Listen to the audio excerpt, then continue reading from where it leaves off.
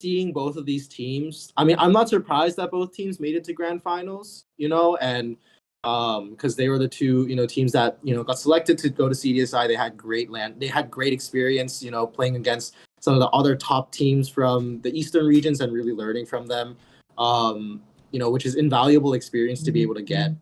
And just being able to see them perform well is not a surprise, but it is kind of, an interesting spot to be put in where you have both of these teams that have great talent, but then, that Pepu kind of just sitting back and having to see, which of his teams is going to make it. It's a very awkward dynamic to be put in, but hey, I mean, at least one of them made it, and the other one, they could definitely keep grinding to make it to Mobile Masters, hopefully. Yeah, for sure. Verdict, I don't know. Did you watch much of either India or Japan? I did not. Okay.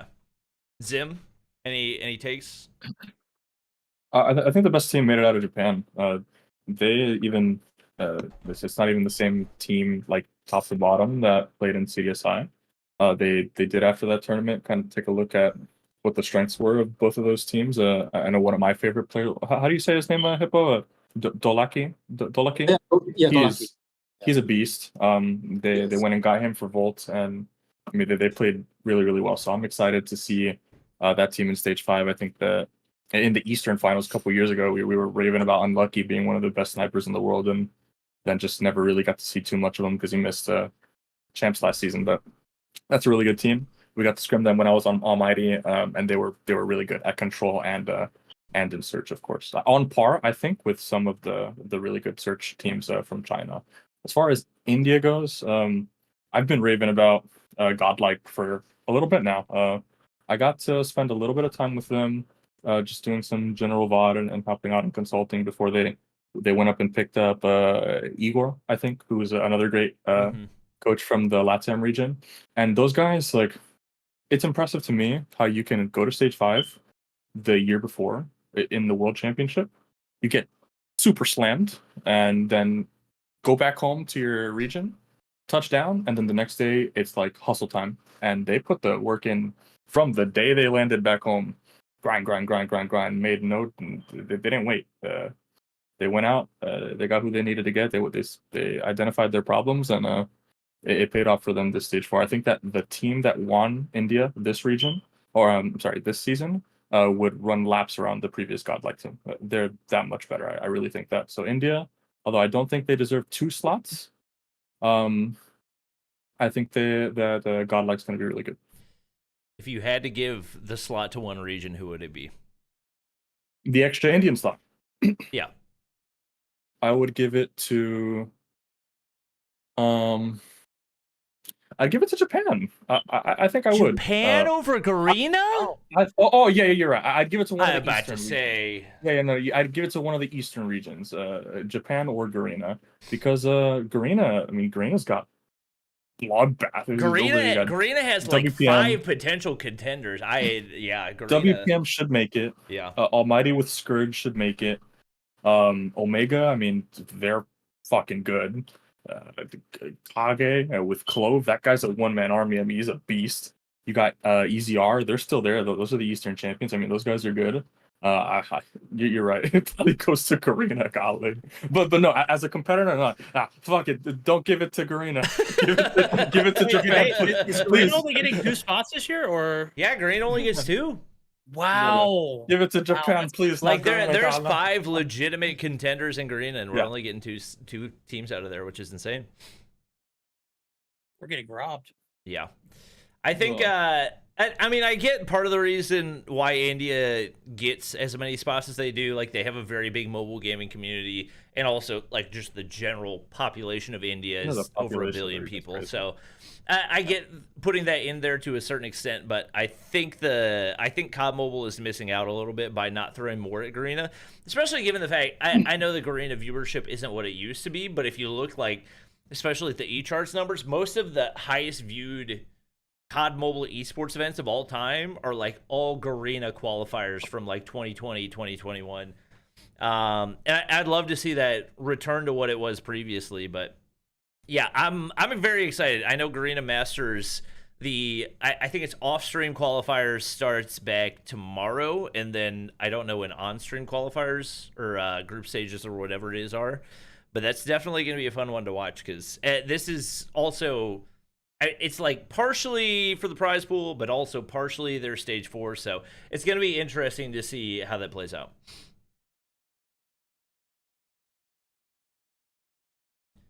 Yeah, I mean, I think with Garena, it's like they have all these really great competitors, and you don't know like if there's going to be all these underdog like just like teams that just kind of come out of nowhere, you know, with all these like with all this young talent, this underage talent, that just became of age, you know, like even Clove, you know, we knew him since he made a name for himself when he was underage, but then now he just became of age, you know, to be able to play. So I think it'll be super interesting to be able to see some of these other potentially now of age, like just turned of age talent, just like kind of rise up as well and see if they knock down it. He's like already kind of solidified top 5 teams, you know, to be able to potentially snag a spot for stage 5. I think it'll be really cool to see if that happens because that region it's unpredictable to some degree, I feel. 100%. Zim, if you had to give an MVP, because I feel like you've probably watched a little bit more, if you had to get an MVP for India and Japan, who would it be for stage 4? For India, Trunks, I think. I think clearly Trunks. He was a beast. And for Japan, for me, Dolaki. I mean, I think that guy was if not Dolaki, I wouldn't know who to give it to. I didn't watch too much of the Japanese region because I mean, quite honestly, I was bored for most of it. The matches it's pretty one-sided. The matches were just slams, Yeah. but every time I watched Dolaki play, he was great. I wouldn't give this guy an MVP, but I would say Senmain. Is that his name? He was super solid. From Z1, he was really good throughout a lot of the tournament. I would say him as like a good job. But definitely Japan for me it would be Dolaki, and for India it would be Trunks. I'm trying to look back because obviously I put together like a lot of the stats from, and I think actually Abiz was one player that was super really solid.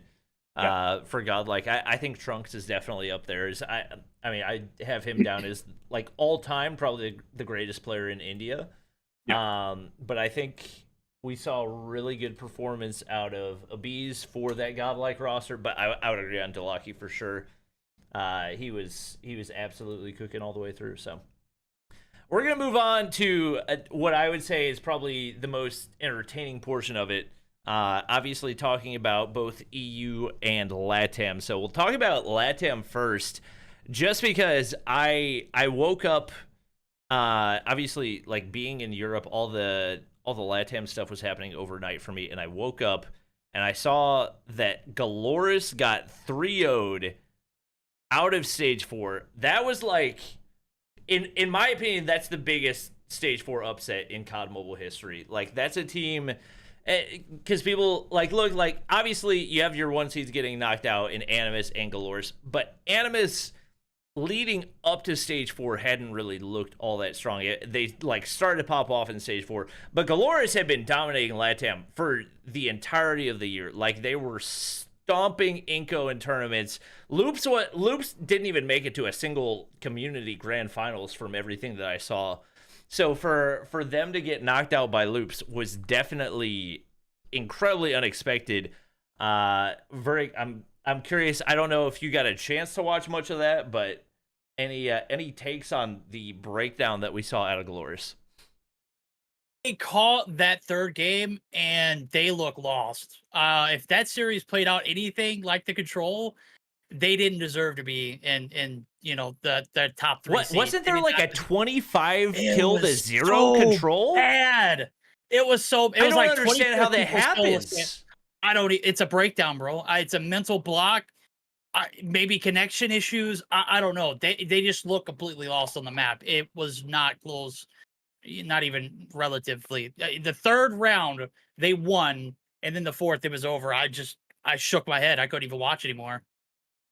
That was I fully fully expected Dolores to be top 5 at stage 5. So that was the most bizarre thing I've ever seen. Not only for them to lose that one, but to But they didn't win a single map in the playoffs. Like Zim, I don't know how much of it you saw, but Yeah, I saw all of it.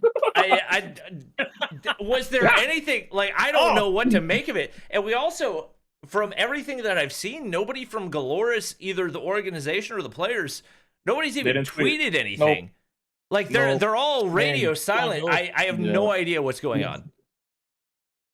Well, they, like you said, they were going nuts. I mean, like, not too long ago, and that's the craziest part is that wasn't too long ago. Like, they were nuts.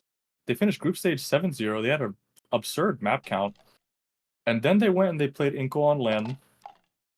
There was a. I think that's where it started. Inco, that's where it started because there were 2 tournaments. There was this LAN invitational type thing for the stage, like the regional championship teams. Inco loses, if I'm not mistaken. They lose at some point. I don't remember who they lose to, TLE or them, and they go to losers bracket. And then from losers bracket, Lucasen just untouchable. Oh my god! Fucking walks on everybody. You spawn in, you're getting 50, like straight up. Luca, he tweeted about it. He was like, straight up, I'm Thanos. Like he's like, he was like, respectfully. No, he tweeted. He was like, respectfully, I felt untouchable. And he posted the screenshots, and it's 50, 55, 60, 47. Even like in the S&Ds, he was dropping 17. 15, 17, like absolutely insane. Played Skate in the whatever their team name is in the final, walked on them 4-2 or something like that.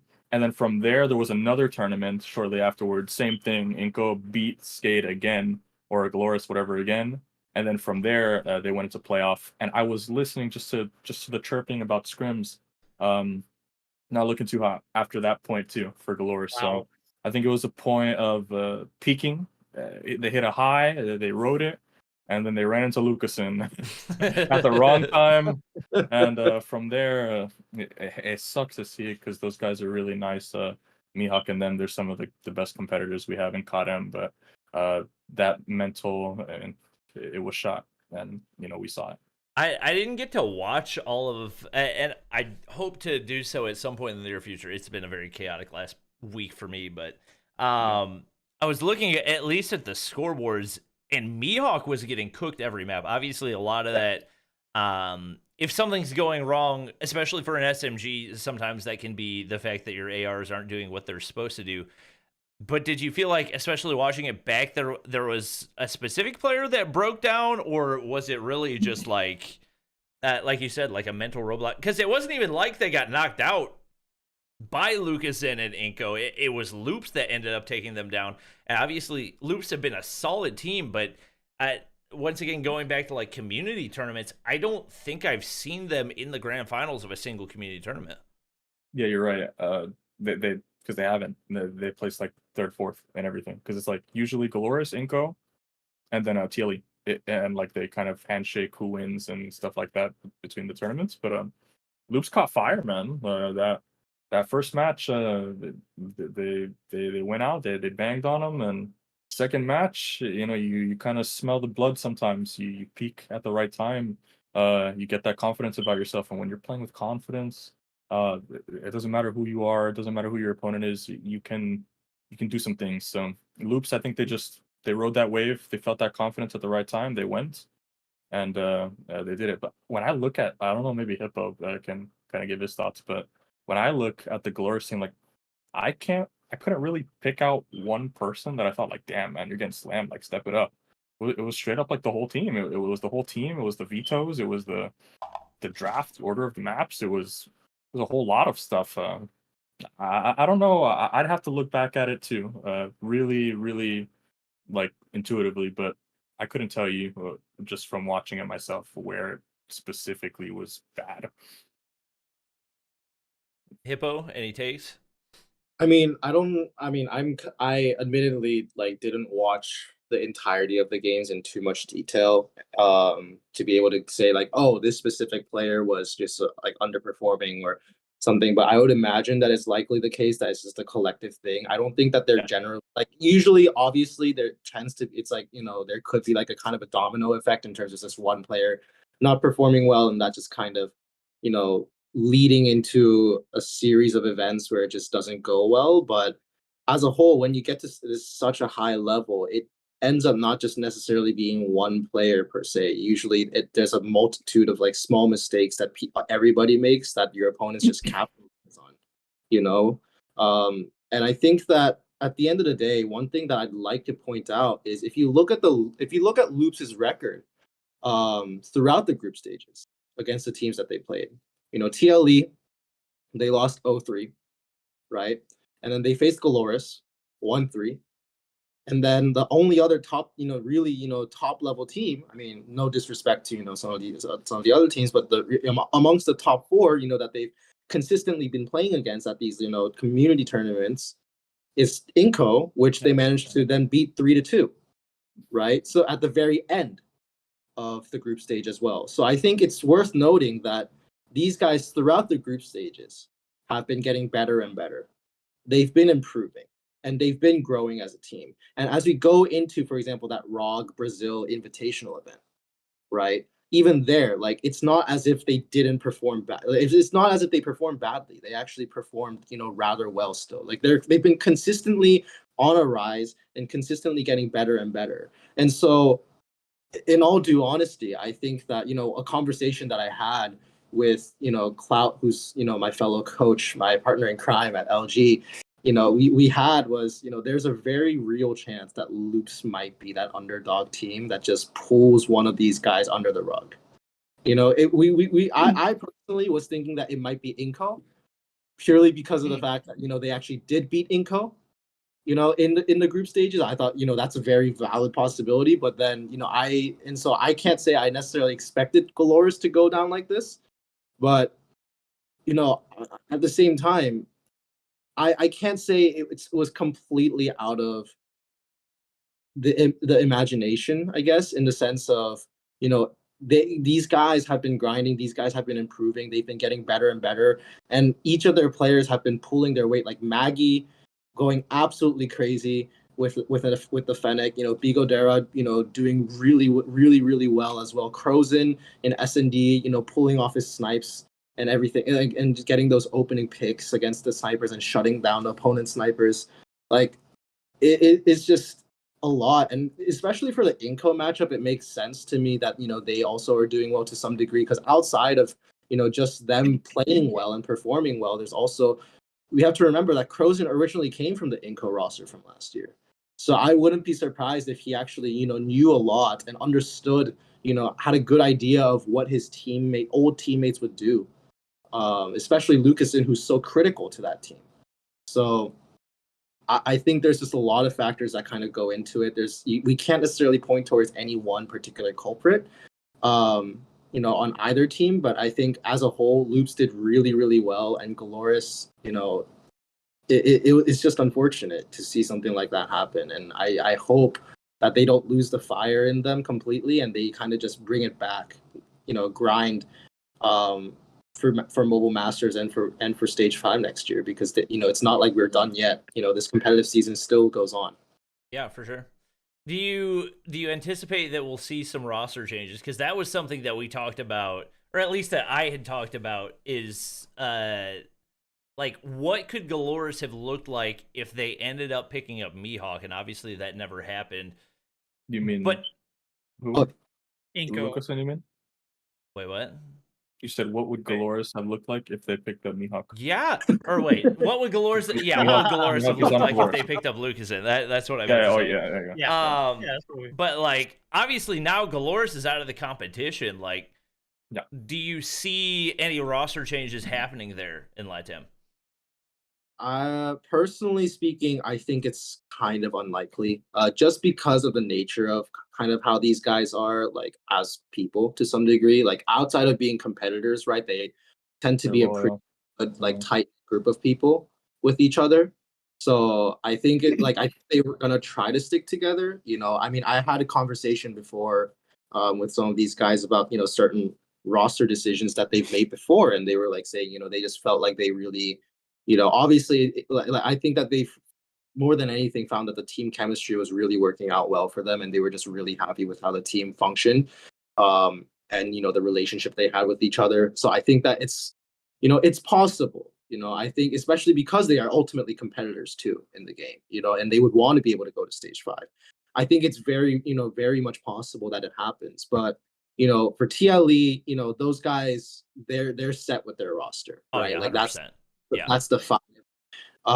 Inco, if anything, it's not as if, they necessarily have a, bad roster by any means. I mean, yes, Lucas Sin is the one that we always talk about, but without the help of the rest of his teammates, who still, still do pull their weight as needed, I don't think they would have made it this far as is. And, same with Loops. I think Loops, they just had that fire in them, as the underdogs and as the team that, is constantly just rising up and, trying to fight up against kind of like the big 3 in a way.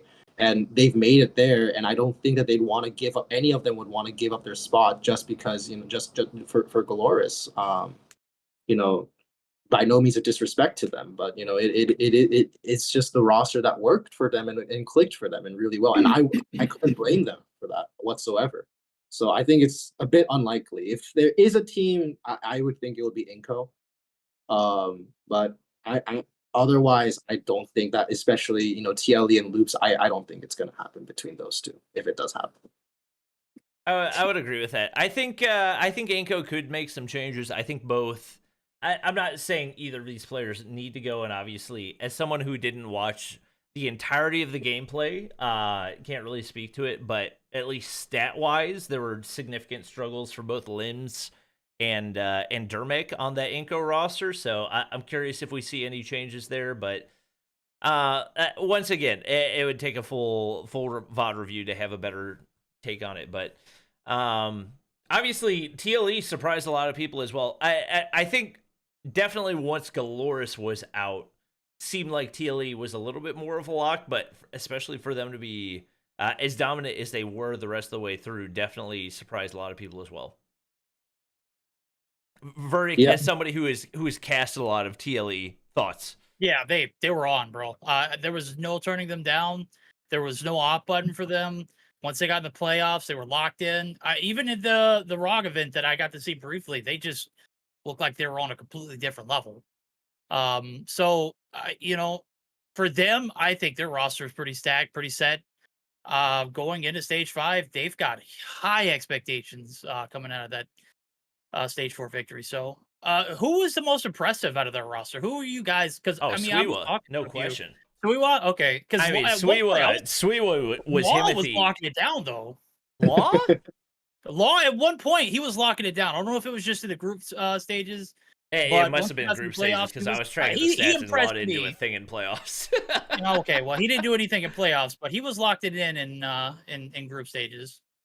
Yeah, I was looking at the stats, and Sweewa was dropping a 2.0 on just about every map, and to do that as an SMG was absolutely just nasty. Ridiculous.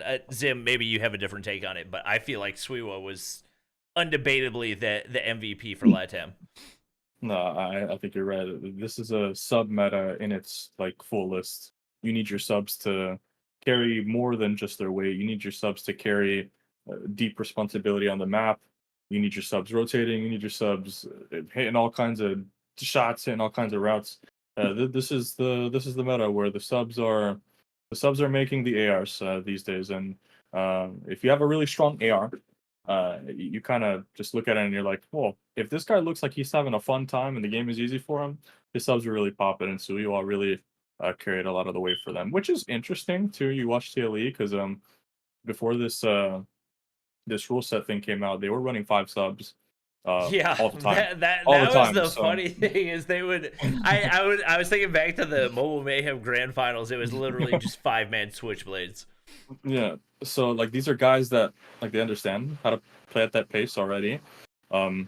But yeah, Suyua, he was a dog for sure.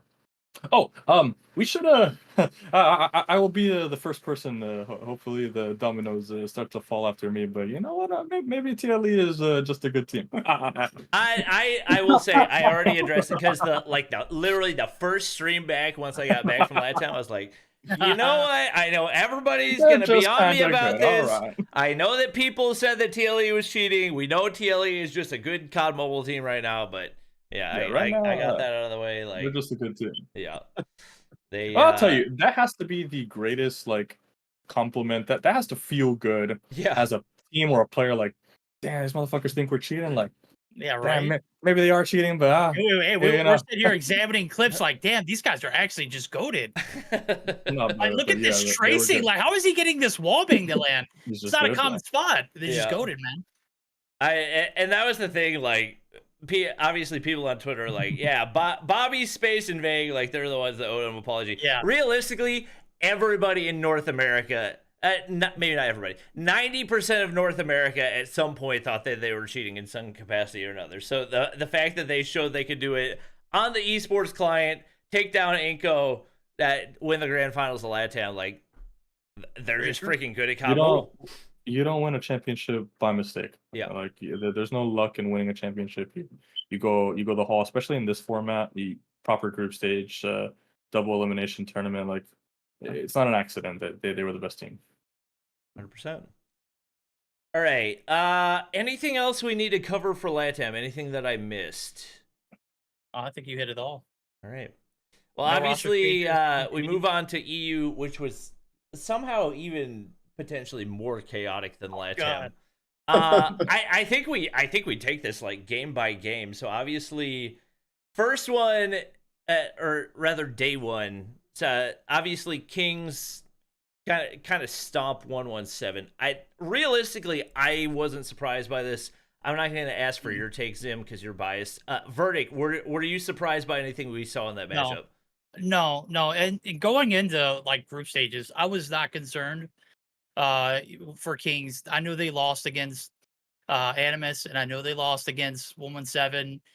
But everybody forgets that this is literally the team that's won back-to-back Mobile Mayhem, and they did it without even breaking a sweat, right? I mean, the first one was a little bit of a toss-up. I think it was a 4-3, and they actually kind of got gifted that one.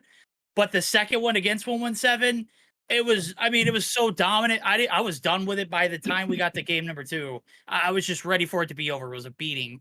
And we got the playoffs, and they said, hey, 117 is the number 1 team in EU, or Annumus is the number 1 team in EU. I said, just sit back, let Kings do their thing. They're going to play their hearts out. They're not going to lose. And they didn't give us any doubt. It was a knockout. It wasn't even close. Hippo thoughts, because we're not letting Zim talk. No, I mean, I had no doubt with regards to Kings at all. I mean, I'm gonna be fully honest. I haven't really looked too hard into EU too much, but I mean, from the things that I have seen, with regards to Animus 117 and down the line, it just seemed like, for me, even regardless of that, the one thing that I just felt in terms of just overall consistency as a team and overall just like kind of continuously showing a positive trajectory of just improving, like learning from, their mistakes, etc. down the line, has been Kings, which, I mean, Zim, you've been an amazing, contributor and factor toward driving force behind, making all of that happen. So kudos to you and, making your team succeed in the way that it did, because everybody kind of thought, seeing 117 with, the talent pool that they had with people like Caesar, for example, who, we all know is capable of going crazy, but still getting shut down, absolutely shut down. And, with Annumus as well, who, we knew as they performed so well last year. I mean, granted, the roster was a bit different, right? But even then, a lot different. Yeah, yeah, exactly. And so that could have had a factor to it, and at the same time, I mean, I don't know the internal stuff about what happened with them, but at the end of the day, they seemed shaky. They seemed shaky from Mobile Mayhem. They seemed shaky, throughout the group stages. It just didn't seem like there seemed like there was a chink in the armor, and y'all just really just took advantage of that, and y'all just sent them packing. So really, just kudos to Zim, kudos to everybody from Kings, for putting up a show. You guys really did. Zim, I am curious, at least for your take on 117, was there anything surprising that you saw, both from their matchup against you guys and then also from their matchup up against Exclusive? I wish I could show you my, like, I have a spreadsheet for every region, but like, of course, the most detailed is Europe. and we track every single map that we play against everybody all the time.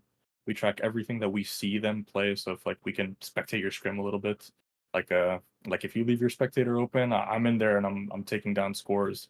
If you stream or if you go and you play a tournament match, I'm taking down the score. So we were very prepared to play everything. And if I could just show you that, and I could put up our like win-loss versus them versus theirs versus us, you would not be surprised by what the tournament standing ended up being.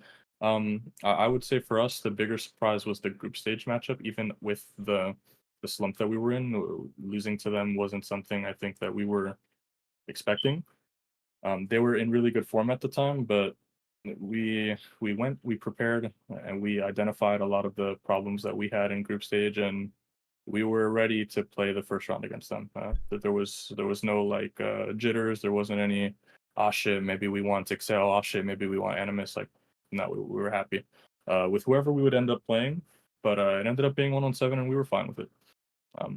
So I know you guys talked about the map pool and kind of what we should have been playing and what we should have not been playing. We took some consideration from what the desk was saying. I think there was some like fruit in it, like the summit, for example. That was one of the things that we went back and we were like, yeah, maybe they're right. We should put this on hold a little bit. But besides that, no, nothing was a surprise. Verdict, I'm assuming you watched EU Stage 4 for the most part. Yeah, I watched both days. I had Legacy come in and watch with me. I had Tech at some points, and even JC. So, they were not surprised either. I'll just go ahead and say it. Like they knew that Kings roster was probably, if not at their peak, very high up there on their gameplay. So not a hesitant, not a doubt.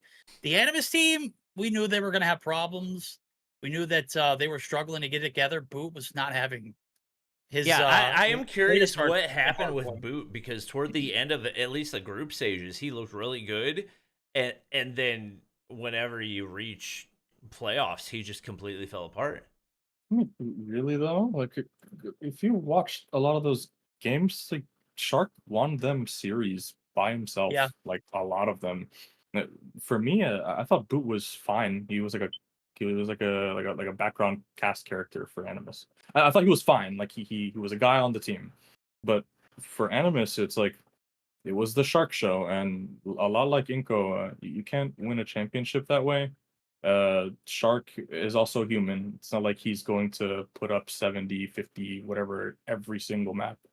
You have to have consistent contribution from your team. And if you just look at some of those group stage matches, like it really was every so often like hero series from guys like Utila, hero series from guys like Shark all the time, hero series from Rasmo, who would have really great matches, but never a collective like Annumus is a strong top to bottom team. They would have really, really good team play, but individually some shakiness. So I thought eventually it would kind of run out, but I don't know. I don't know if you can say that Annumus was like collectively super, super strong. You definitely watch them and think that they won a lot more because of some of those star plays. I would agree with that, but I think we would pretty definitively say they were still better than exclusive, right? Oh, absolutely. Through group stage? Yeah, 100%. Like, not even close. Yeah. What do you feel like the success of exclusive, obviously them making it into stage 5, do you feel like that was largely on their own success, or do you feel like a lot of it was predicated on massive mistakes for Annumus and 117? I think for on back end of Annumus, they got reverse swept by I don't even know. I don't even begin to think and know at what point in a reverse sweep you really start to like think, oh shit, like we're about to get reverse swept. But I would imagine it starts after the control. I mean, of course, because you lose the first map. But if you look at it from there and you get reverse swept, and then you go into the next round, you go up 2-0. At least for me, I've been reverse swept on Mayhem one time, 2 times maybe that I can remember, and every single time it's happened after being up 2-0. Like like when you're up 2-0 again against the team, and then you're like, oh shit, this just happened. Like, we have this lead. Let's not. And then We the close this conversation out. becomes, the conversation doesn't become let's win. The conversation becomes let's not get reverse swept again. So I feel like that's what was happening. That's such a mental block. Yeah, that's like negative. It's like Yeah. That's just like a really weird cloud to get over. And once I saw 117 win the control again against them, we were joking because we did not think it would happen. Annumus was looking really good, Oh. but we were just like, man, it would really fucking suck if they got reverse swept again. And then the summit happened. First hill was like, Annumus was popping, and then I don't know where 117 fried, and then they tied it up, and we're like, oh shit, it's Express. 117's good at this map. Oh shit, it's gonna happen. Oh shit, and I guarantee you they were like, oh shit. Of course, you lose 2-2, and now you're going to map 5. But I guarantee you they looked at that Express and they were like, fuck, we're about to get reverse swept again. So I think it was over before the series ended in that search. Verdict, it seems like you have some thoughts. Oh no, I agree to an extent. I think it was definitely a mental block.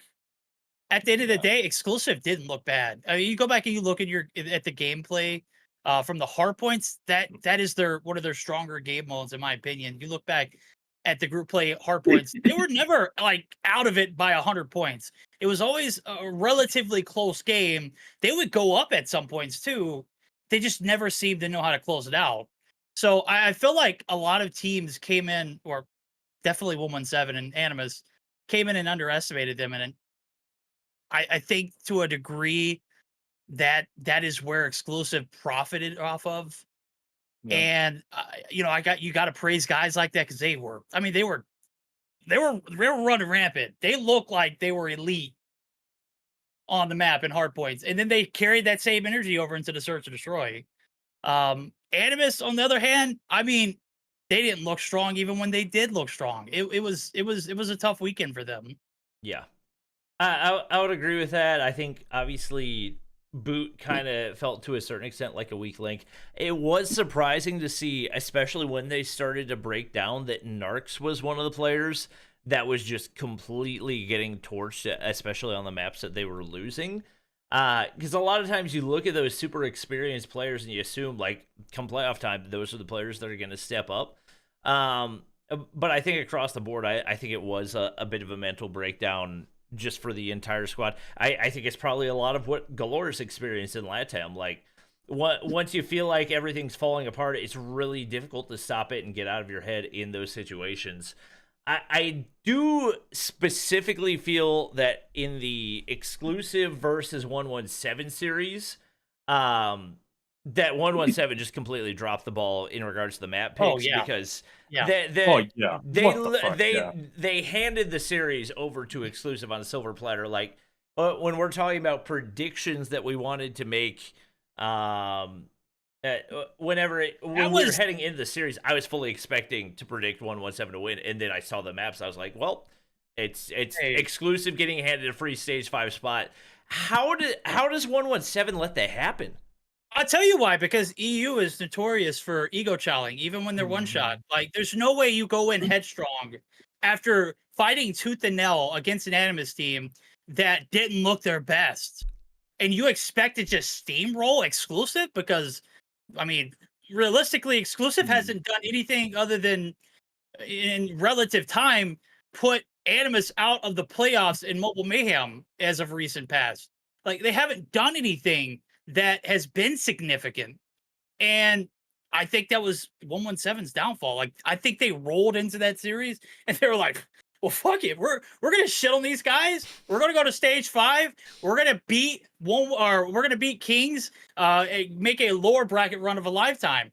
I think they counted their eggs before, or their chickens before they hatch, because there's no way they make that map pool selection and think it was okay and think they were gonna win. They look like shit on the map. They played even worse. And on top of that, it wasn't even relatively close. The Search and Destroy, nowhere near the Control. What was it, a 3-1? They got beat. They got brutally beat. Yeah. And the only reason they won that one round of Control was because Exclusive crapped the bed. Very missed one shot off the Annihilator. Other than that, it was flawless. All right. Obviously, we've covered a lot of EU. Hippo, I'm curious, having seen the EU action, if you're going to pick one person on Kings to be the MVP for EU, who are you taking? Oh my gosh, from Kings. You know, this is where again I'm just gonna fall. I, I can't say plead the fifth, but in a way, it's like I honestly haven't seen like it all in too much detail. But what I can say from the matches that I saw is that I think that each player really pulled their weight to a degree. I think that it's hard for me to pinpoint by just saying like, oh, one particular player, was really just like putting on a show, which was why I brought up the previous point that I did in talking about how Animus is an inconsistent team in terms of it's not just a matter of like just overall team performance, right? It's a matter of the fact that even despite the individual talents that those players had, it was too dependent on making it so that for their success was dependent on one player just standing out compared to the rest, because for some reason they just can't have everybody working together fluidly and just really stepping up the plate consistently. But when it came to Kings, I just felt like it was just a well-oiled machine. Everybody, all the gears were set in place. They were all just working well together, and which ultimately led them to be able to succeed really, really well. And I think that that's kind of just how I feel about it. I think that there isn't necessarily someone who I think is, oh my god, like they're just such a standout player per se. Like I think all of them did really, really well. So it's really just that. Like there isn't someone. Can I help him out? Yeah, I mean, if you want, I think you got to go with Spy. Spy's a dog, bro. I mean, he not only did he play objective, like I mean, damn near every second of the game, but bro put up some of the just most disgusting numbers I've seen in EU, and he did it consistently. In all game modes in every facet of the game. It just control looked solid. The hard point, he was all over the hill. The search, I mean, he was a rock. He was planting the bomb. He was dedicated to the OBJ. I think Spy has definitely got to get that vote. If you don't go Spy, you got to go with Raid, and then your third selection will be the guy that I just posted in Discord. Wait, who'd you post on Discord? Oh, it's him. No love for Marvel. Oh, Marvel's got a special place in my heart, man. But Raid and Spy, as Zim said it earlier, this is a SMG dominated game, and they ran the map. Marvel in your search and destroy, that's a given. But that's the thing, though. Search and destroy is a significant, and it's not like Marvel was laying an egg when it comes to the respawn. Like he was still dropping a 1.3. Definitely not. Huh? I said definitely not. I don't know. I feel like it's between Marvel and Spy. I definitely think. I think overall you probably give it to Spy. I think especially if you look at the dominance that he had in day number 1, like he was putting up stupid numbers, especially in the respawns that were basically untouchable. I did feel like Marvel had a better performance when it comes to the grand finals, but overall I think it's between those two. Zim, you can give some input if you want to. Well, like I said, this is a sub meta. You go subs first. Like you build everything from your sub right now, and it trickles down to your ARs. If your subs are flying, you're winning gunfights, they're confident. Your ARs are gonna feel confident. Your ARs are gonna have fun. They're gonna be bored. They're gonna be chilling, sitting on lanes and stuff. And that's literally what it was. If you were to bring Marvel here, he would be like. He'd be like, "Oh, what did you tell them, Marvel, in between the games?" And he'd be like, "Voila! I told them, guy, you guys the best. You guys, voila, you guys the best in Europe." And that's literally what it was. Voila, you're the best. And then like, that's literally what it would be. They'd go get kills. Oh my God, Spy, whatever. I would say it was Spy for me. If I had to hand it today, I would say Spy. But only knowing what I know, we challenged Raid as a person to do shit that he hadn't done before, and to bring about characteristics to his game that he hadn't.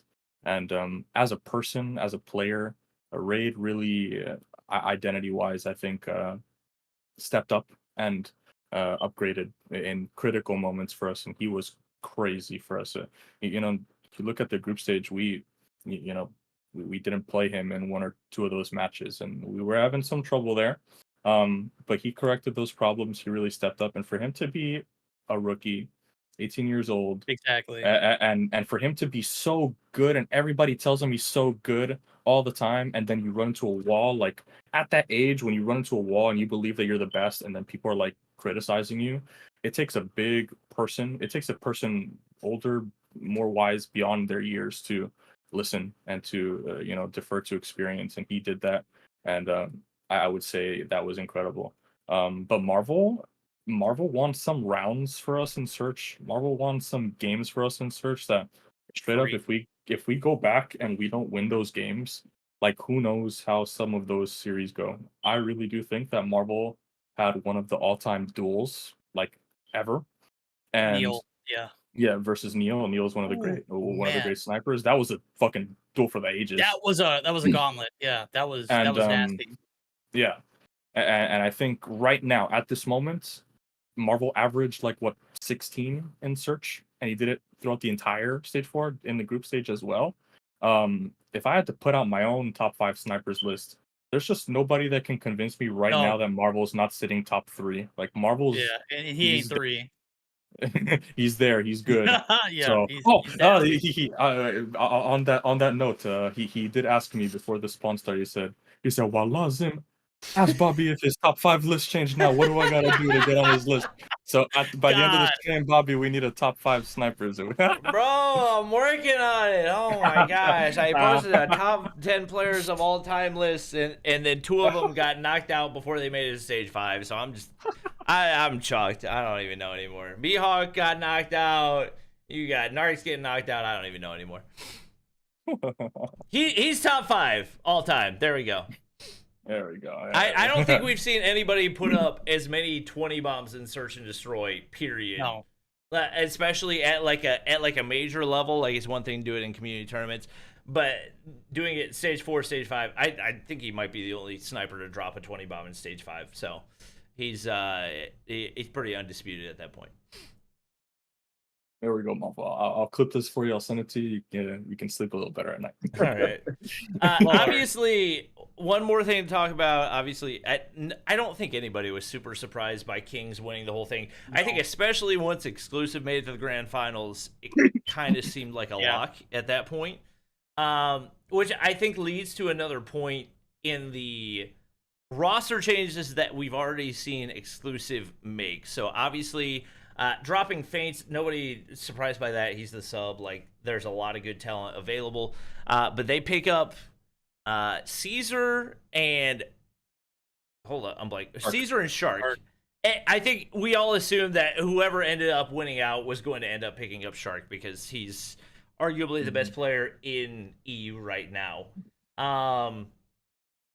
But obviously dropping Balance, who had a solid stage 4, there was some debate about that on Twitter about whether or not there should be roster locks before stage 4, whether or not teams should be allowed to do that. I'm curious, you guys' thoughts.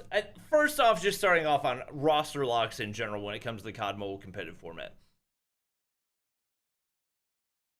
I'll let you coaches talk because I probably have a different perspective. I don't think it is. I think it's, especially for a region like EU, you need the best, the absolute best. And even though the teams that we anticipated to make it to stage 5, not both teams made it, and which I don't even know who everyone anticipated to be that second team. Exclusive, certainly. If you thought Exclusive was going to make it, you're lying to us and you're lying to yourself. There's no way anybody predicted this without any kind of like background into the scene to say, hey, I put $1 million on this team, they're gonna make it. Like, there's nobody that has that kind of foresight. And with that being said, a roster like Exclusive needs all of the changes that they can get. There's no way that we're sending that roster to represent EU in the top 2 from that region without bringing at least Shark or at least Caesar. The fact that we brought both of those players in, if you go back, Caesar is very versatile. Shark may be the best EU player of all time at one point, but Caesar's very versatile. He can run a heavy, he can snipe, he's an SMG player, he'll get down and dirty, he'll do whatever you need him to do. So I don't think they're gonna have a problem making the adjustments after this acquisition. Balance and feints, God, Balance fried, man. I gassed him up too. He gassed himself up. He looked damn good. But you just got to look at it from the perspective, this is representing EU. This is bigger than that. Zim, I'm curious of your thoughts.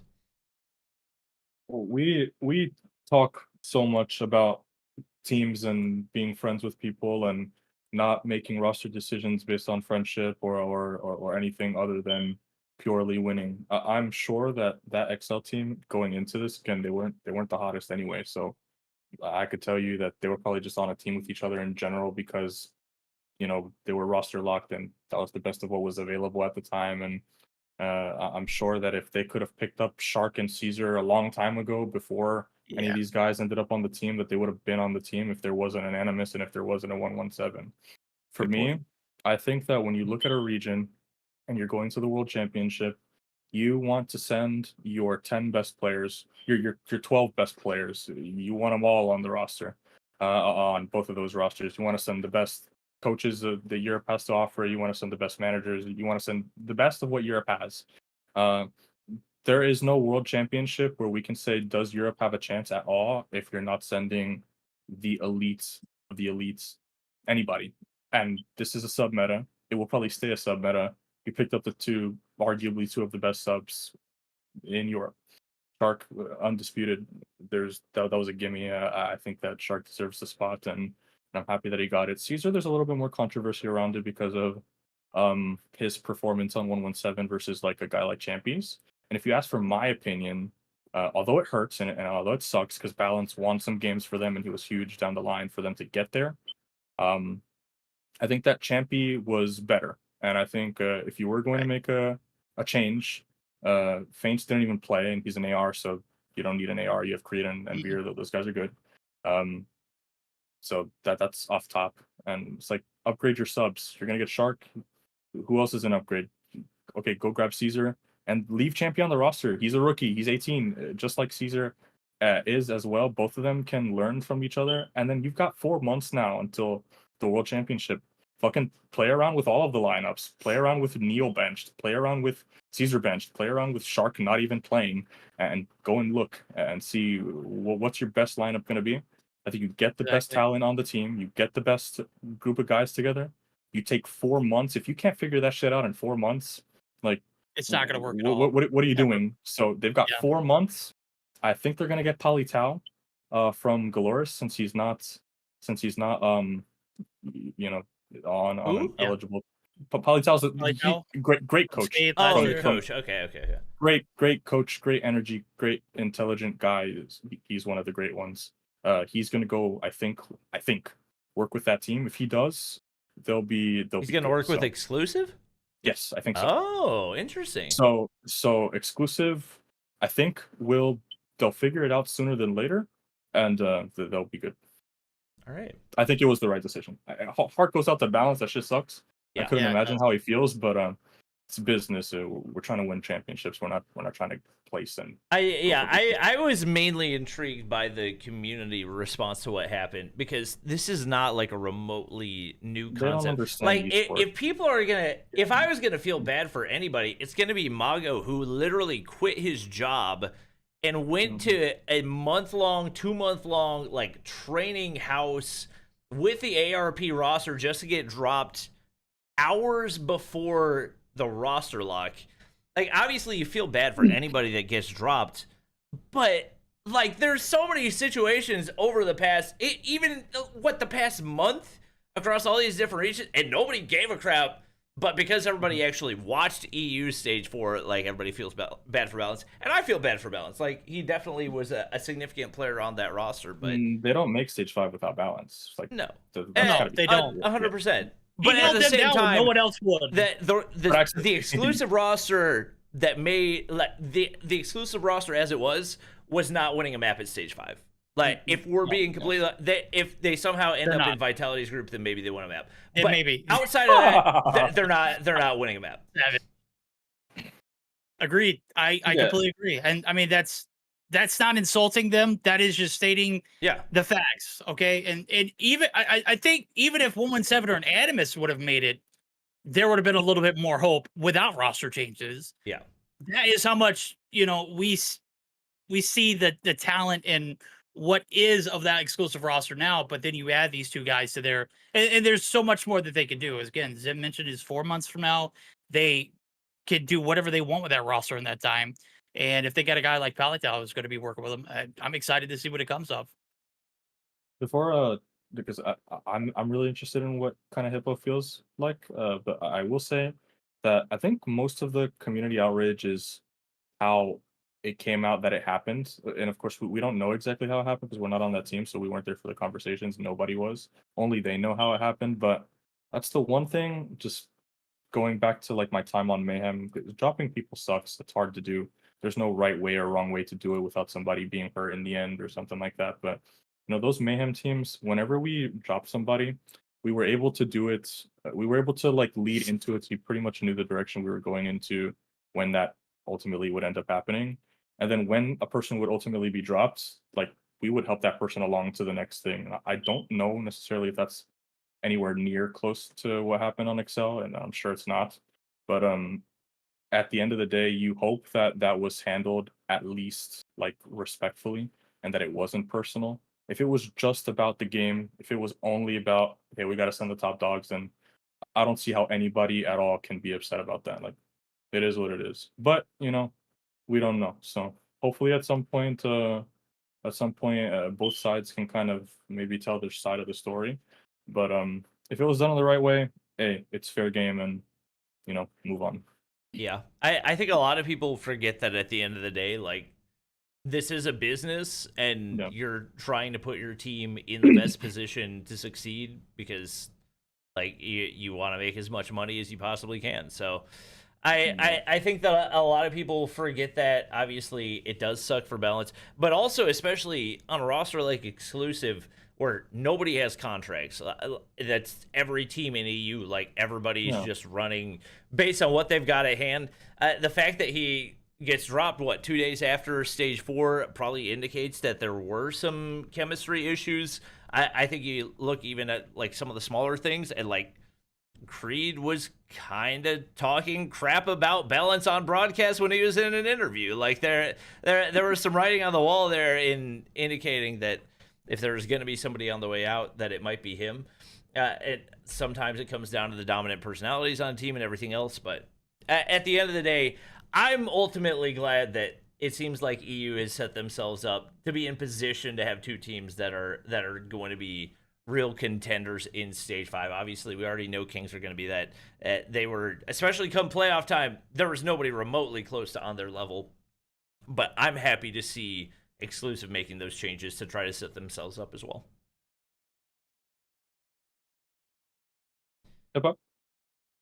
Yeah, I mean, I think most of what I wanted to say has already been said. Like, if anything, I've said this to any team that I've been a part of, as a coach, or as an analyst, which basically kind of was basically when I was an analyst, I was more or less a coach as well at that time. But when you are put as a sub, or you're just going to actually just flat out get removed, there's a reason behind it. Now, obviously, if it's a personal problem, that's just never good. It shouldn't happen that way. But if it's an actual real gameplay problem, then you just have to be upfront and honest about it, and just be like, look, it's just not working. Like, something's just not working here. And it's usually, I'd like to think that it wasn't just necessarily the players looking at just like, oh, just this particular, for example, just in stage 4. I'd like to think that it was over an extended period of time, looking at everything from scrim results, from tournament results, whether it be community tournaments or whatever tournament it was, or majors, whatever it is, and just looking at everything. And then they came with this decision that, look, whatever happened with balance, I feel like I have the least say on this matter because of the fact that I have admittedly not kept in too much, close tabs on what's been going on with EU. But general, just from my experience in terms of, having to go through that tough, really, really tough process of having to let go of, whether it be letting go of players or telling players that, look, you're just on the bench. It's really just, at that point, it's just being straight up honest to them that, look, it's just not working. And, technically speaking, yes, this is a team game, which is true. And so it's difficult to necessarily point fingers at one person per se in a fair manner, but you can still, overall say like, oh, there is something, going on about this one player, perhaps that, is going well, is not going well. I again, I don't know enough about the situation to be able to put any on it. But what I can say though is that at the end of the day, I'd like to hope that this decision was made after a lot of things and a lot of thoughts and conversations were made with regards to, what really is the best for the team as a whole. I think they, going into stage 4, if they had any like chances of making it, I think they knew coming in that core 4 for that roster was Neil, Creed, Veer, and Champy. I think it was Champy, 3. yeah. So they looked at themselves as a core 3. I think Champy earned his spot, like for real. Champy earned his spot, but he had been, absolutely. he'd been running with those guys for a while. That's true, yeah. So it's they've, like, I wouldn't say like help kind of groom him to be the player that they wanted him to be, but they had been playing with this guy for close to 2 years. I mean, if you go back to where he was in 2021, Champy was playing underage, like before the rules took place. And so, I mean, he's always been a part of this scene. He just was never taken seriously because of that. So he's your rookie opportunity. Like, hey, we're gonna take a bet on this guy and just see how it goes. I think going into this, all of those guys knew that they had to make a change if by some miracle they made it in. And I think that's why we see it, that roster change happen almost immediately after stage 4. Almost immediately. 2 days, that is enough time in business to say, hey, we got to cut it. We've got to move forward. And I can't even fault them for that. There's no rhymes or reason why we shouldn't see a Shark or a Caesar play in stage 5 for EU. The one thing I will say is it was a little bit surprising to me how quickly that took place, because there's no way that you can have like a proper trial period, because every single player in EU that wants to every single player in EU wants to play in stage 5 period. It was interesting to me that roster change was made as quickly as it was, because it seems like there probably wasn't a sufficient trialing process to see how those different players are going to fit with each other. I will say Shark was pretty much a no-brainer. Like any team, if Shark wasn't on a stage 5 team, anybody's going to try to pick him up. But it was interesting to me that they picked up Caesar immediately. Given the fact that Caesar didn't look super strong in playoffs, obviously he was a super solid player. But that does feel, I could be totally wrong, but it feels like maybe a little bit more of a friendship play than it is what we're trying to find the best fit for the roster. So I would have liked to see Exclusive put in more time to see what potential changes they could have made. I think a lot of that is likely dependent on the dominant personalities on the team being the ARs and those being the guys that are probably making a lot of the decisions. So you're saying Creed, basically. Yeah, Creed. Yeah, Creed. I mean, like, you can tell from the Veer's interviews. not that guy. Yeah, you can tell Creed from the interviews. You can tell Creed's the guy that's making the decisions. But, I was a little bit surprised they didn't give it more time. I think, obviously, once again, you got to look back at how the players fit together. But I think Rasmo is a player that you could have made an argument could have been a solid fit. I don't think they want to get rid of Creed or Veer, but at the end of the day, like, Rasmo was arguably statistically the best player in the group stages and one of the best players, despite the fact that they got bounced in the first 2 matches in EU playoffs as well. So I was surprised by that. I would have liked to see them put a little bit more thought into it. Ultimately, what we can't forget is that at the end of the day, these guys are here to win. They're not here to just be like the top representative from EU. They're not here to just make it just to be like to have a repeat of last year, is what happened with EU. They're here because they want to make a deep run. They want to win the entire thing at stage 5. And the competition is just getting, harder than ever. We don't know how the formatting is going to happen this year with regards to stage 5 per se, given the fact that, a lot of changes have happened with ESL being involved, which, a lot of really cool, interesting things have happened in terms of formatting differences.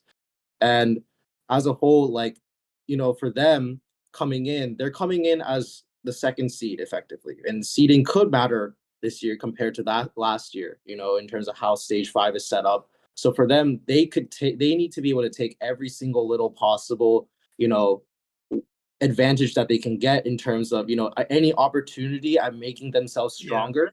They need to grasp it, because if not, then it's going to be a rough ride trying to make that dream come true in terms of either winning the entire thing or at least making a deep run, and proving. That's exactly what Bobby was stated. Yeah, you take your time. You're not in a rush. You got 4 months. They even waited 48 hours. I think you got 4 months until stage 5 happens. Like, you've got so much time to trial players, and you got so much talent to pick from as well. That was my main point. That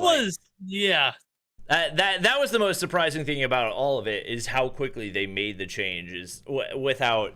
I'm assuming maybe they trial players for like a scrim or something, but I can't imagine there's too many EU teams playing scrims for in the 48 hours leading up after stage 4 as well. Did y'all scrim any? Oh, fuck no. There you go. That's it. Top team in EU. They didn't play them. They didn't trial. They said, "I want those 2 shiny objects right there on the wall, sir. Can we just bag them and tag them?" And once again, like Shark, I get it, but Caesar, I think, especially given the SMGs that you got, I think they could have put a little bit more thought into it. Well, I think that's fair. Which, I mean, Zim, you can confirm this because I don't remember exactly off the top of my head. I could be wrong in my memory here. But the draft process, in terms of when players can, like, how, like, the period of time for which you're allowed to make changes to the team in terms of adding new players or, taking or, dropping players and down the line, like, there is a select number of days that this could happen. It's got to be more than 2 days, though. It's got to be more than 48. That window is Oh my God! It begins after the final stage 4 is played, which I think Europe. Actually no, because we still have Garena to go, so like it's nowhere near soon when the roster period opens to start. So there definitely was time. But I guess them getting in, they're like, okay, we have bonus time now because the clock really is from here to champs, even though it's a little more narrow than that. More like in the month window by the end of this month for sure. Yeah, I mean, I'd like to think that that's the case. It's just that I don't know if that really is or not, because I mean, I've seen announcements made, about draft changes happening, but more importantly, also, even if we look at how short the draft change process was going from stage, it was less than a week. Stage 4. They gave us literally 3 days in order to make those changes or something like that. So I wouldn't be surprised, even if, like, for stage 4 going to stage 5, if there was a limited amount of days that existed and they're just trying to, make that decision, really quickly, which that isn't to justify necessarily exactly what happened if there is, more layer and depth into it than, we're aware of internally. But it is what it is. Like, at the end of the day, it just all revolves back to the fact that it's a business. Their goal is to win as a team.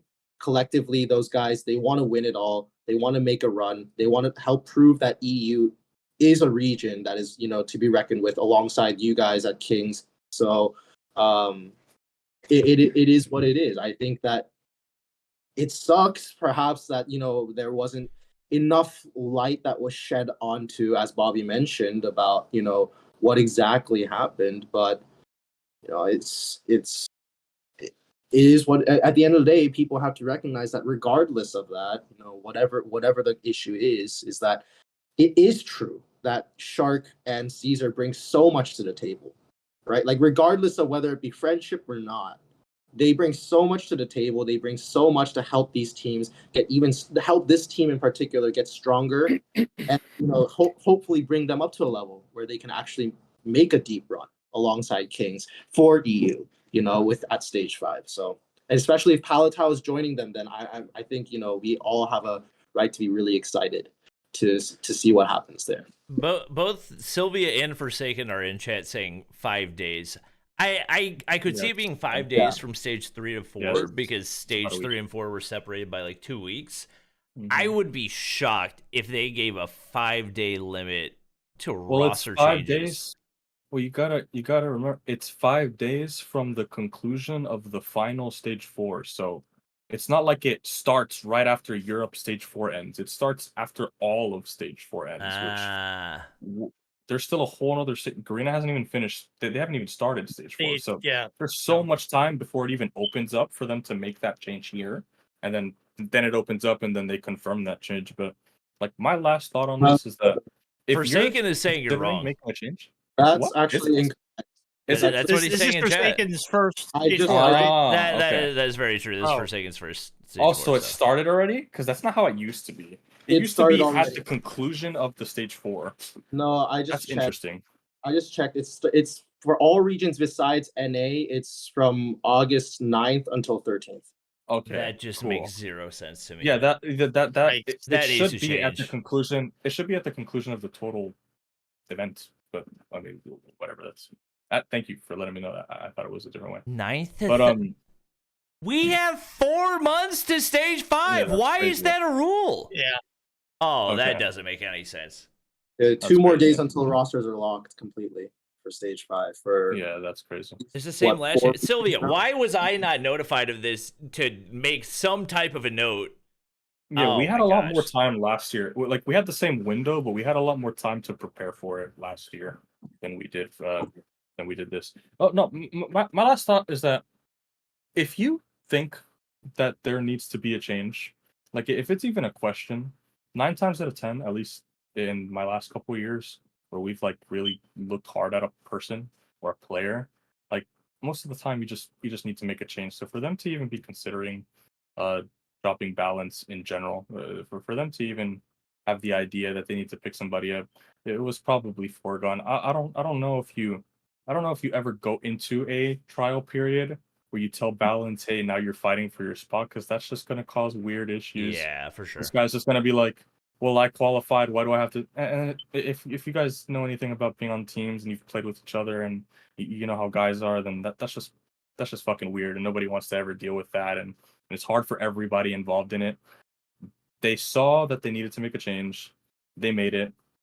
2 days, for me, I would be pissed if it happened to me one day afterwards. Mm-hmm. But if it was me, I would be happy it happened sooner than later. Yeah. So I mean, if there's only 4 days to happen, then there can't be that much of a there are not that many different days that it could happen on anyway. So I don't know. That just sucks, you know. All right. Well, somebody in chat's asking if we talked about how unlucky Dolores was. We talked about Dolores. I don't think we really talked about them being unlucky. I think a lot of that was I mean, maybe to a certain degree unlucky that the whatever happened to them at the time that it did, but yeah, we've talked about a lot. I'm streaming on YouTube as well, so if anybody wants to be able to rewind and check out anything that we talked about in the past, we talked about India, we've talked about Japan, we talked about Latam, and obviously now talking about EU. I'm not really expecting any more roster changes. I'm assuming Kings are probably pretty much locked in. I don't think they need any roster changes, given the performance that we saw out of them in stage 4. I don't know. I think the only potential roster changes remaining could be in Latam, but if it is really a August 13th deadline, then I guess they got to kind of work on those soon. Do you see Inco making a change for maybe some Dolores players? I think they should. I don't think they will. I don't think they'll be able to. I think Dolores will keep them.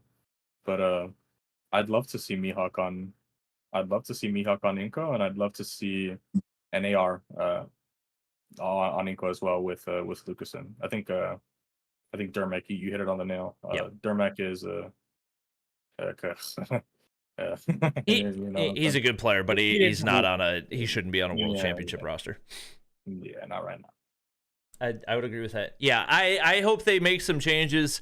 It does seem like the Latam region have always been the most reluctant to make changes. That pretty much complete polar opposite of EU, who will make any change they want to at the drop of a hat. So it'll be interesting to see. Obviously, Masters is going to play into that, but the Masters prize pool not going to just hold anything to the prize pool that we're seeing for World Champs. What do you guys think the biggest, bigger comeback story or underdog story was between the two regions? Loops or exclusive? I think the bigger. I think you gotta say exclusive. Yeah. I mean, Dolores missing out is huge, but EU is down to 2 spots. Nobody in any realm out of the people that just didn't like 117 or Annumus, which there's not very many. There's nobody in their right mind that put their money on exclusive. I said it earlier. There's just no way, statistically speaking, you look at that roster and you say, hey, they're going to beat 117 and Annumus. If you had to bet today, and both teams figure it out and they stay consistent and they work hard and they go to champs and they're in form, which of the two teams do you think places higher? Loops. Yeah, I think Loops does. I think Loops does easy. That roster looked cohesive. They made they beat Inco. They beat Inco in groups as well. So it wasn't like it was a fluke. I'm not saying that exclusive winning was a fluke. Yeah. But I think it was very much a combination of momentum based and also just massive blunders for the teams that they were going against, because I think if you flip the question and which is the bigger upset, I think that Dolores getting taken down early is 100% the bigger upset, but the better underdog story definitely exclusive, because they did not take a single map off of any of the top 3 teams in Europe. They look good. Don't get me wrong, though. They look good in the hard points. Yeah. Like, absolutely. Yeah. I mean, there was no games that didn't look like they couldn't close out. As a matter of fact, what they have, 117 by 60 points, and then they just completely lost composure. Yeah. I'm going to be the devil's advocate here, actually, and just say I think that personally, the underdog story kind of goes to Loops. I guess my interpretation of it is a little bit different just because of the fact that for me, I just think that it's a very interesting narrative looking at with Loops. You find that Crozen, who went from being on the number 3 team in the world last year to all of a sudden, getting removed for Dermek and I don't, from what I've heard, and what I heard could be wrong. I heard that he left intentionally. Yeah, I heard that too. I don't know the details about that because I believe there was beef between some of the players, so that was my understanding of what happened. But either way, it was definitely surprising. Yeah, I mean, for me, I didn't know. I don't know what what the details about that, but seeing him go from being at kind of in the spotlight, in that team to now go, because he performed, with especially in the SNDs, he performed really well. But then now going into Loops, which we never really heard about that much. We've seen them before in previous stage 4s and down the line, but now seeing him go there and then kind of like in a way, I don't want to say revenge arc is necessarily the right term here, because again, I don't know the details about the the context between what's going on with Crozen and the rest of Inco, but in a way kind of a revenge arc, I suppose, and helping to take that team to where they are now, going from a team that got completely wiped by TLE to now improving over time, like showing that progress, which made it even more interesting to watch them until boom, they beat Inco, put them as the 4th seed, and then they managed to get 2nd seed out of the entirety of Latam, which is I think that trajectory is just such an interesting and fun narrative to watch from beginning to end. But that said, I think that exclusive, as an underdog story, if we just purely look at the fact that this was a team that nobody anything out of, right? Nobody thought anything was going to, nobody just saw it coming, especially when EU now only had 2 spots left. It's a slightly different story if we say, oh, EU had 3 spots, right? Then we can maybe see it happening. But then, seeing that they only had 2 spots, it made it a lot more difficult for us to be able to see that being feasible, but they managed to pull it off. So yeah, for sure. I think that it's still an incredibly respectable, underdog story, and really just kudos to them for what they accomplished. I'm sorry, I just read a comment in chat that was really funny. Where Awaken if you have hands. Team Egg said Awaken's the GOAT because he eliminated 3 teams by himself. He ain't lying. Oh, I've seen the new roster for ARP/Dice, so that looks like one that could potentially make some noise in Masters. Yeah, Hippo, what's going on, man? ARP body bagged you guys in Mobile Man. What's happening, bro? Hey, yo, we still getting fried on takeoff. It's good. I'm just really excited to see how everybody performs on the S23. I think that's going to be a treat for Stage 4. I'm just praying for the 7-0 curse to not hit us as well. That would be so bizarre, because that's literally, I was thinking back, I don't think there has ever been, like, maybe outside of 2020, and just because there was only 1 team per region that was making it, outside 2020, I don't think there's ever been a 1 seed heading into Stage 4 that has not made it to Stage 5. So the fact that it happened for 2 teams on the same day in 2023 was absolutely crazy. You guys are welcome to correct me if I'm wrong, but I don't think this ever happened, right? Well, yeah, with that knowledge, I'm going to be putting my whole bank account on Devious make it into Stage 5 this year. Hold up, buddy. I don't think your wife's gonna like that. I don't think so either. She's definitely not gonna like. She's gonna have some words with me, but just imagine the payouts. They've got to be astronomically high. Oh man. I'll leave you guys with the thought. Dolores is just interesting. I tweeted about it leading into Latam Stage 4, but Pabzera and Leozera, they've played together every single year of their career so far. Every single season, they have made the grand finals in Stage 4 Latam, with the exception of this one, but leading into it, that's what we were saying about them. And they had never won a Stage 4 championship. So think about how bizarre that is for you to make the grand finals every year. Some of those years they were like considered the top team and still not quite able to kind of lock it out. This was maybe the kind of telling where maybe that duo now has to kind of reconsider how that looks later on. Yeah. I don't know. I'm still mind blown. I still don't understand. I need to. At some point in the future, I need an interview with Mihawk or somebody on that roster, because that was undebatably the biggest breakdown 30 I've seen for in 30 history. on 100%. Yeah, 30 for 30 on yeah, the untold stories.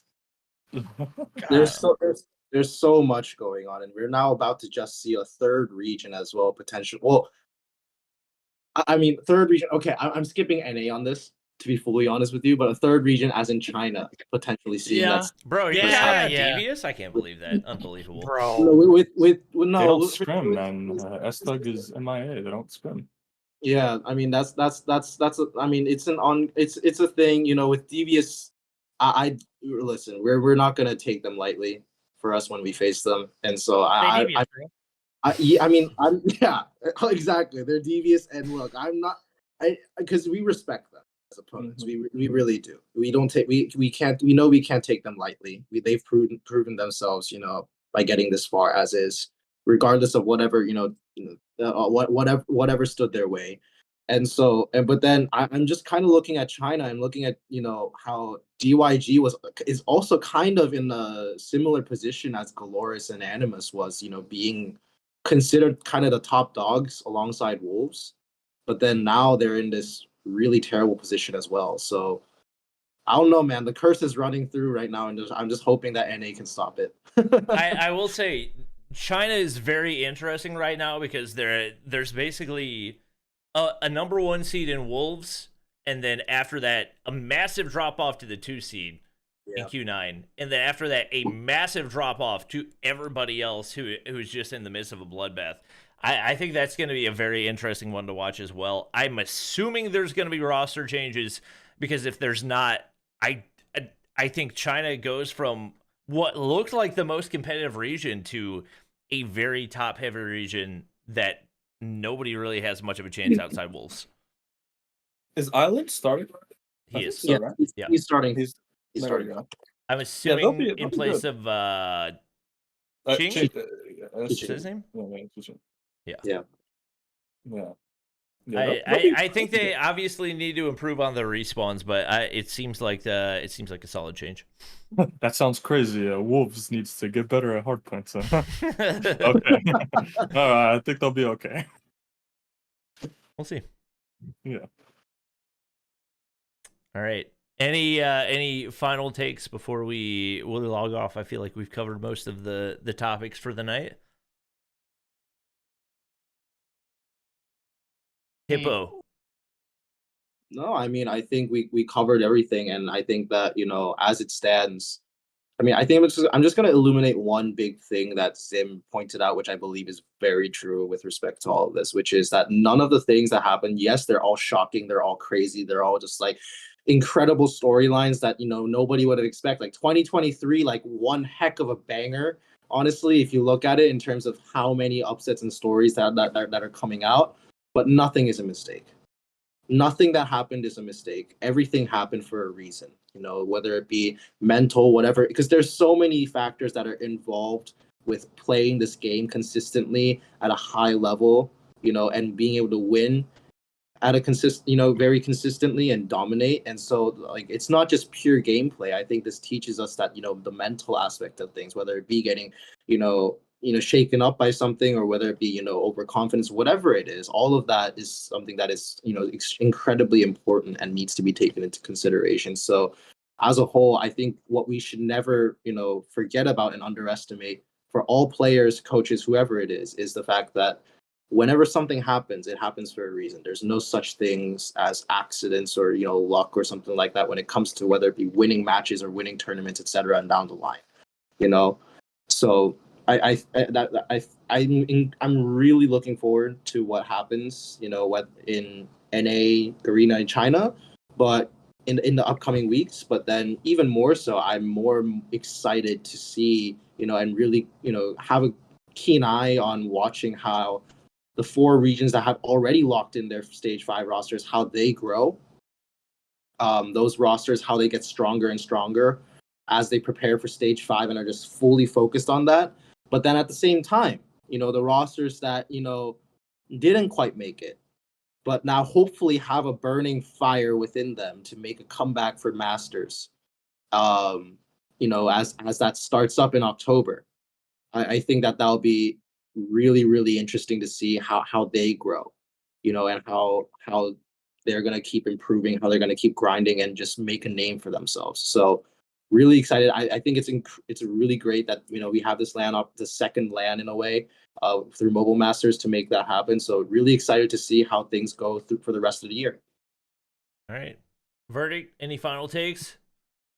Oh, I don't know if I can follow that, man. That was just such a well-rounded statement, and just I think it hit every facet of the business and the game itself. Like, it's COD Mobile. The best teams are always going to move forward, and when the best teams don't, it's because they didn't put the work in, or because they didn't pay attention to something that they should have paid attention to. They should have addressed something before heading into the moment of reality. And obviously we're going to get a very eventful stage 5. I can't wait for Mobile Masters too. So we got a lot of COD Mobile ahead of us still. All right, Zim, anything else? I need that top 5 sniper list, Bobby. Let's get it. I'll see what I can do. Mess around. I'll see what we can cook up. Yeah, I'm excited to see what the rest of the regions have in store. Obviously, NA seems straightforward at this point, especially the more that I'm hearing about Devious. Maybe at least as far as stage 5 stuff. seems fairly locked in, but I think we're all very curious to see who the champion is going to be. Tribes looked really good. Luminosity obviously has looked good at 7-0. Will the 7-0 curse strike again? That is the big question right now. But I think that's gonna be it for the this episode of the Spawn. I hope you guys did enjoy. I was told that there's a Spawn Twitter. I don't think there's a Spawn Twitter. Is there? There is. Is there? But there isn't. Yeah. It's just Mobile Mayhem, right? Oh yeah. Okay. I was just making sure, but I didn't want to say anything if I didn't have 100% information on that. Anyways, we're going to be trying to do this more regularly, especially with everything ramping up for COD Mobile competitive. We got Stage 4 stuff still happening. We got Master stuff coming in the future. Garena's got their stuff going on. So does China. And lots to be talked about for COD Mobile. So hope you guys did enjoy. If you did, drop a like, subscribe, follow whatever platform you're on. Thank you, Hippo, Zim, and Verdict for joining me.